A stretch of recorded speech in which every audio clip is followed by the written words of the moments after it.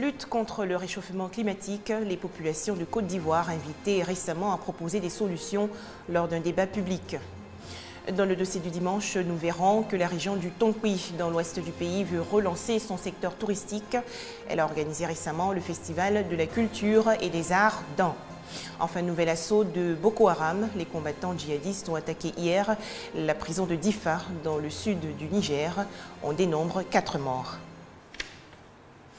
Bonsoir à tous et merci de nous suivre. Que faire donc pour sauver notre planète du réchauffement climatique? Un débat public sur le climat et l'énergie s'est tenu récemment dans la commune du Plateau. Objectif, informer les populations et leur permettre de s'exprimer sur la question du changement climatique, voire proposer des solutions. Les recommandations formulées par les participants seront présentées à la conférence Paris Climat 2015 en novembre prochain. Les explications de Venance Herman Niamien. Le 6 juin dernier se déroulait le débat citoyen planétaire sur le climat et l'énergie sur 5 continents et 15 îles à travers le monde. La Côte d'Ivoire, partie prenante de ce débat, qui n'a pu organiser sa rencontre à la date indiquée, vient de le faire. Et c'est l'Association pour la promotion du tourisme en Côte d'Ivoire qui a été choisie pour l'organiser. Cette rencontre a donc mobilisé une centaine de jeunes issus de toutes les couches sociales et de différents milieux professionnels. La Côte d'Ivoire, comme tous les pays du monde, est menacée par le changement climatique. Aujourd'hui, par exemple, en Côte d'Ivoire, on ne sait plus quelle est la période de la saison pluvieuse. L'objectif de ce débat, c'est de saisir l'importance du changement climatique auprès de la population. D'abord, les sensibiliser à la notion du changement climatique et de recueillir auprès d'eux leurs propositions pour une amélioration du changement climatique dans le monde. Pendant une journée entière sur des thématiques liées au changement climatique et à l'énergie, les différents participants ont donné leur point de vue et ont fait des propositions pour sauver la planète. Les différentes recommandations formulées au cours de ces débats seront présentées aux négociateurs à l'occasion des nombreux événements organisés dans le cadre de la COP 21 qui se tiendra en décembre prochain à Paris, en France. Voilà, des populations qui s'investissent avec fierté dans la préservation de l'environnement. Ces populations, justement, étaient en honneur hier. La Journée mondiale de la population veut attirer l'attention sur l'importance des questions de population, notamment dans le cadre des programmes de développement. En Côte d'Ivoire, cette 29e célébration s'est tenue à Djuekoué, dans la région du Guémon, autour du thème « Les populations vulnérables dans les situations d'urgence ». On fait le point avec Eve Boué de la station régionale de Mans. La Côte d'Ivoire, au cours des 15 dernières années, a fait face à des situations d'urgence humanitaire. Conflits de diverses natures, catastrophes naturelles, cela occasionnant d'importants mouvements des populations rendues vulnérables. La célébration de la 29e édition de la Journée mondiale de la population à Djuekoué est une occasion pour autorités et partenaires de faire le point sur les mécanismes de prévention et de gestion existants afin d'accroître la réponse nationale relative à la prise en charge des populations vulnérables. Le gouvernement s'est organisé en mettant en place une plateforme humanitaire en liaison avec les Nations Unies et les organisations de la société civile.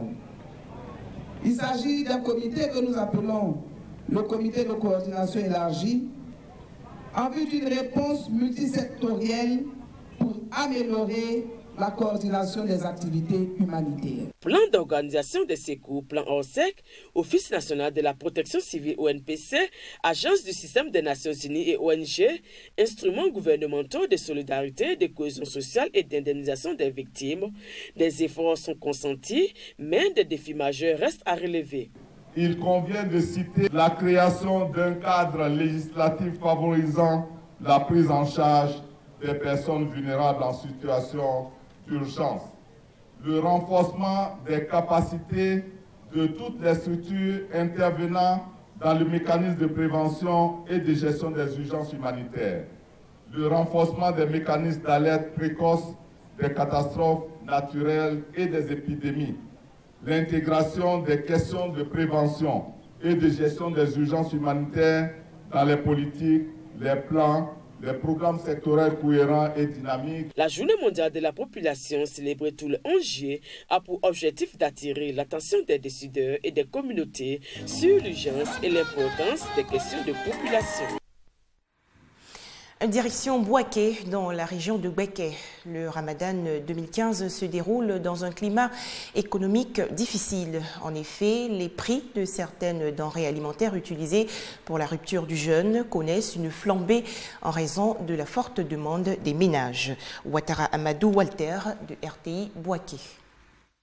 Chaque année, le mois de Ramadan constitue une source de revenus pour certains commerçants. Si les prescriptions de la région musulmane sont respectées par des commerçants croyants, partageant leur avoir avec leurs coreligionnaires à travers des actes de solidarité et surtout en maintenant les prix de leurs marchandises pour qu'elles soient à la portée de tous, d'autres par contre profitent de ce mois de jeûne pour faire de bonnes affaires. Et on a gazé le prix le mois de carême. On parle de pêcher. Avant, nous, on partait en brousse pour aller acheter Niamakou à 100 francs le kilogramme. Le transport faisait 1500 francs. Donc, nous, on venait donner ici aux gens à 125, 150. Maintenant, les gens vendaient en détail 200 francs. Mais aujourd'hui, les Maliens achètent ça à 300 francs, 350. Bon, nous, ici, on va sur le terrain pour aller acheter Niamakou. Les paysans vont nous dire que c'est 350 francs le kilo, bien 325. Donc, on est obligé d'acheter. Maintenant, on va enlever le transport 1500 francs ici pour envoyer à Bouaké. Donc, non obligé de donner en gros à 400 francs aux gens. Maintenant, les gens vont détailler ça à 500 francs. Ça marche très très fort pour nous. C'est notre traite quoi, mois de carême. Des denrées alimentaires quotidiennement utilisées pour la rupture du jeûne connaissent une hausse de prix. Une situation que dénoncent les ménagères. En ce qui concerne tout ce qui est les jus et autres, Niamakou, Bissap, Tomi, il y a eu une légère augmentation de 100 francs, 50 francs, 150 par moment. Ça dérange un peu parce qu'on a fait notre programme compte tenu des anciens prix.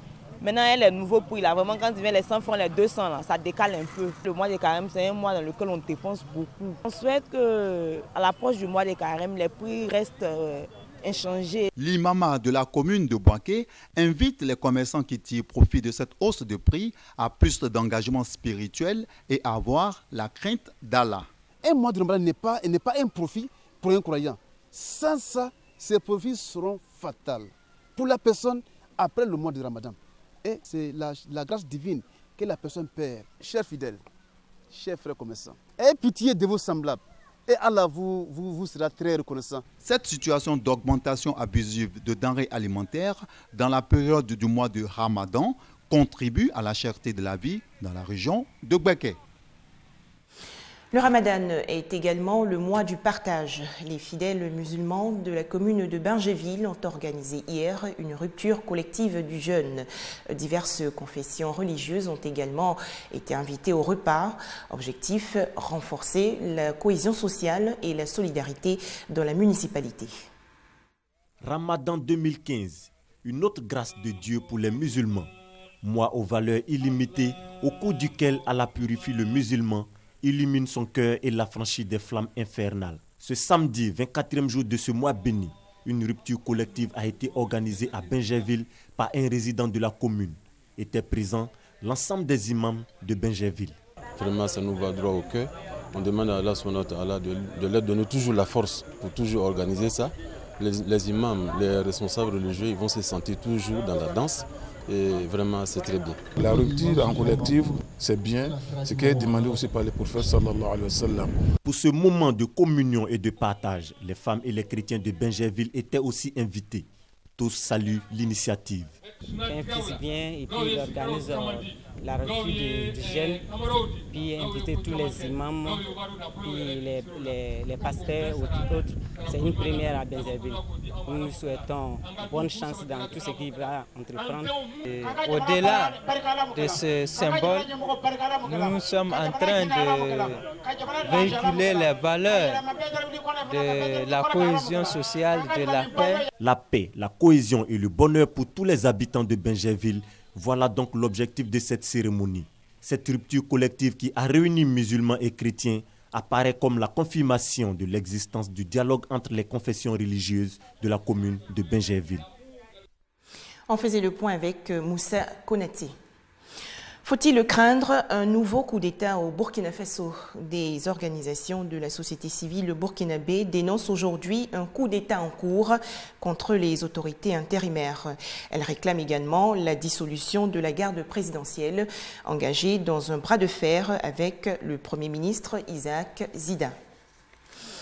Encore une offensive de Boko Haram. Des membres présumés du groupe islamiste ont attaqué hier la prison de Difa, dans le sud du Niger, où sont détenus des djihadistes. L'assaut qui a été repoussé a fait 4 morts, 3 assaillants et 1 soldat nigérien. Rappelons que Boko Haram avait déjà mené sans succès un raid contre la prison de Difa le 9 février dernier.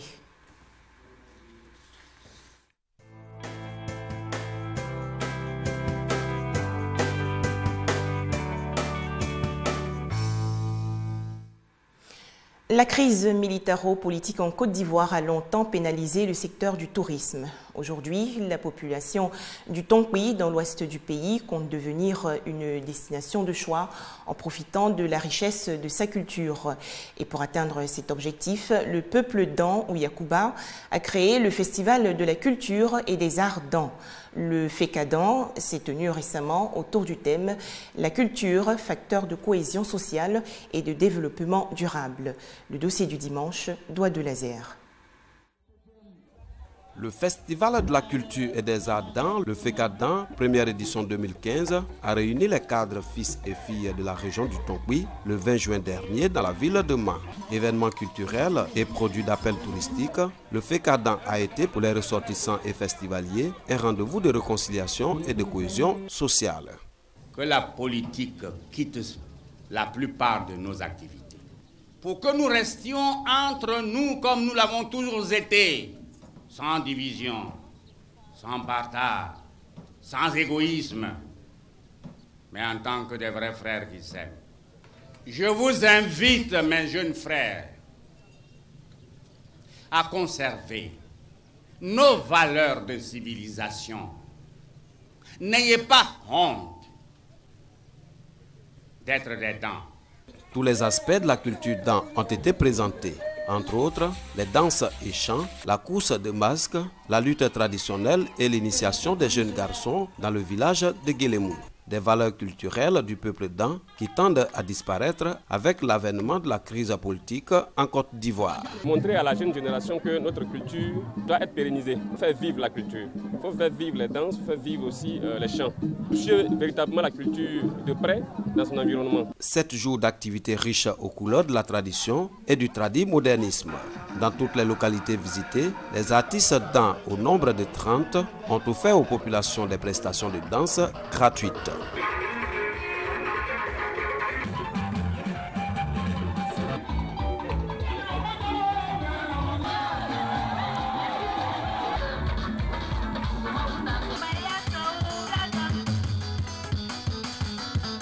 Des sites touristiques de la région ont été également visités par les festivaliers, à savoir le pont de Liane de Liepleu dans le département de Danané et la cascade naturelle de Man. Occasion pour les artistes d'An d'appeler à l'union pour le développement de la région du Tonkwi. Tous les artistes interpellent nos frères qui s'unissent. Nous voulons leur réconciliation. Nous voulons la paix dans cette Côte d'Ivoire pour montrer notre art dans le monde entier. Un circuit touristique et culturel bien apprécié par les directeurs régionaux du tourisme et de la culture et l'ensemble des partenaires. Ce festival, il a son originalité. En dehors de tous les grands festivals qui se passent ici, FECADAN a eu plusieurs points focaux. Donc vraiment, il faut s'inspirer de cet exemple-là. Et il faudrait tout faire pour que le FECADAN soit institutionnalisé. Ça a permis à ceux qui arrivent pour la première fois dans la région de se rendre compte d'eux-mêmes de tout ce que nous avons comme potentialité au lieu de voir ça dans les livres. Donc aujourd'hui, on peut affirmer sans risque de nous tromper que le FECADAN est un véritable produit d'appel et qu'à une période précise, on puisse l'organiser tous les ans. Nous voulons faire du FECADAN une institution. Notre caution à cet événement, apportera une connotation particulière, j'en suis sûr. Le FECADAN, Festival de la culture et des arts Dan, s'est achevé par le concours de la belle femme Dan, dénommé Senga 2015. Un concours qui a mis en exergue toutes les qualités de la femme Dan, la tenue vestimentaire, les parures Dan et le niveau intellectuel des candidates sur le thème la salubrité, la base de la bonne santé familiale. Et voici, on a fait le bon choix. C'est la candidate numéro... C'est la candidate numéro 5. Wow! La lauréate de ce concours, mademoiselle Lidouine Bambagbalo et ses deux dauphines appelées des Débassa 2015. Et voilà, c'est la fin de ce journal. Très bon dimanche à tous sur RTI 2, bien sûr.